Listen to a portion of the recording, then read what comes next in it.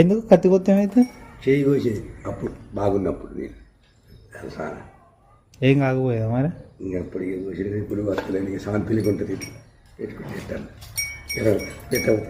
చేయాలి పెడతాను ఇక అందులో టీ వాంచు కొడుకులు 5 కొడుకులు నాకు 4 బిడ్డలు నాకు 9 నాకు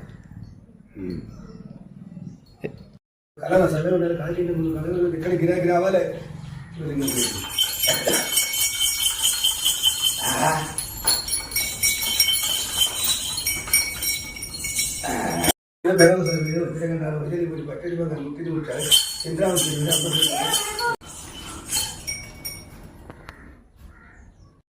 షేరు